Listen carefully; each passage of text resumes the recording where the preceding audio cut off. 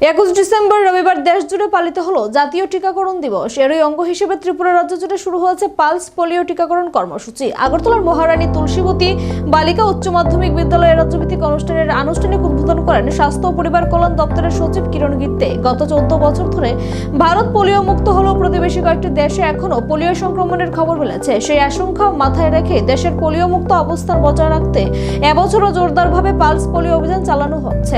এই কর্মসূচির মাধ্যমে রাজ্যের 0 থেকে 5 বছরের মোট 3,40,874 জন শিশুকে পোলিওর 2টি ফোঁটা ডোজ খাওয়ানোর লক্ষ্য নির্ধারণ করা হয়েছে। রাজ্য জুড়ে 3,409টি টিকাকরণ বুথে 13,636 জন টিকাদানকারী ও 682 জন সুপারভাইজার এই কর্মসূচি সফল করতে দায়িত্ব রয়েছেন।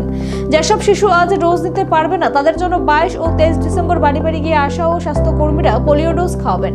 স্বাস্থ্য দপ্তর জানায়, রাজ্যের প্রতিটি শিশুকে এই কর্মসূচির আওতায় আনতে বিশেষ নজরদারি ও জনসচেতনতামূলক কার্যক্রম অব্যাহত থাকবে। বার্তা একটাই, 2টি ফোঁটা আজ, সুস্থ জীবন কাল। পালস পোলিও অভিযানের উদ্বোধন অনুষ্ঠানে উপস্থিত